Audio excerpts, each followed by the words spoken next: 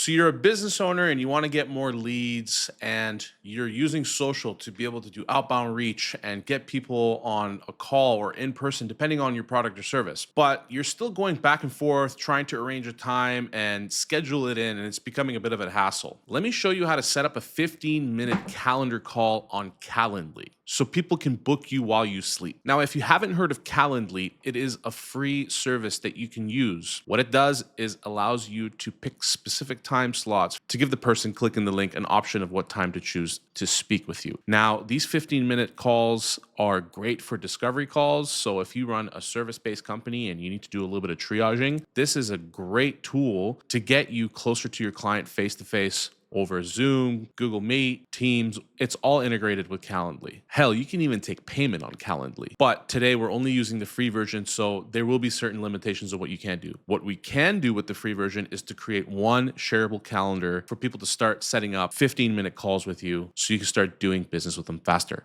So what you want to do is head over to calendly.com. I will provide a link in the description below for you to just jump right in. What you want to do is click get started if you don't have an account, but if you already have an account, you can just click log in. I like to sign in with my Google because that's just how I roll. Once I'm in, I like to take a look at my dashboard to create my first 15-minute triage call. So what we want to do is hit create at the top left and go to a one-on-one event. We want to give this meeting a title. We're going to call it a 15-minute chat. We're going to set the duration to 15 minutes. Now you can really set this to whatever you want, but the purpose of this video is to create a triage call for us to have a quick conversation so we can figure out what the next steps are for us to take. And that could lead to a longer call or an in-person meeting, but the purpose of the 15-minute call is to do a discovery/triage. Here you can select your availability. I already have something set out here, but if I go to edit, I can actually pick and choose what days I want to do it. So I only want to do maybe Mondays from 3 o'clock to 5 o'clock. I also want to be able to do it on Thursdays, let's say, right? So I'll go 15 and 17. So I'm going to apply that.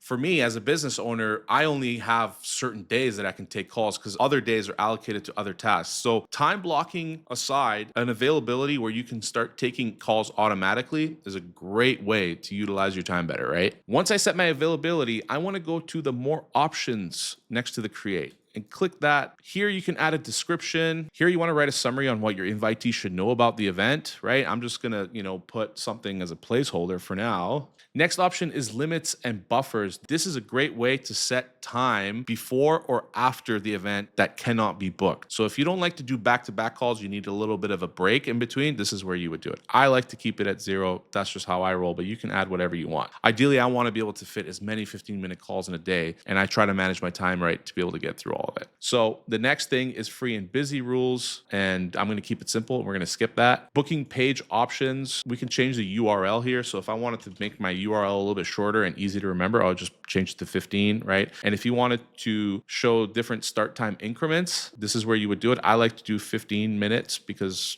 we're doing 15-minute calls, so we'll have 15-minute increments. Next is invitee form. This is a good one if you're trying to qualify the person who's booking a call with you. You can ask them questions. Right? So the invitee form is automatically going to collect their name and email, and it will also collect their phone number if you choose to send them text reminders, and I'll show you a little bit about that later. But here, if you need to ask a required qualifying question, first thing I would do is flick the required checkbox and then ask a qualifying question, something low-hanging fruit that allows you to get a better understanding of who you're talking to before the call. So I like to ask how long you've been in business for. And from here, you can choose one line, multiple line, radio buttons, checkboxes, drop down. I'm going to choose drop down, and I'm going to start filling it at 1 to 2 years, 3+ years, or 10+ years. I'm actually going to add another and go 0 to 1 years. So this is a qualifying question for me to see what stage they're at in their business. Next thing I want to do is look at the payments. Now, if you have a free account, you're not going to be able to use this feature. For the purpose of this tutorial, we're going to skip that. But if you do want to collect payment on booking the call, this is an option with the paid version.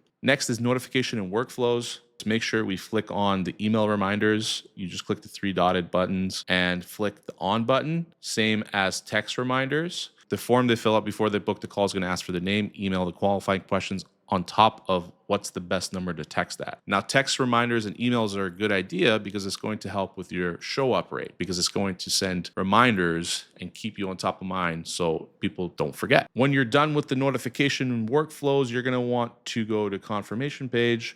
I like to keep it at display confirmation page after they booked. But if you have a separate website that you want to redirect them to, you would click redirect to an external site, add the link, and you're done. For the purpose of this tutorial, I'm going to keep it at display confirmation page, okay? So we're going to click save changes and we're going to X out at the very top right.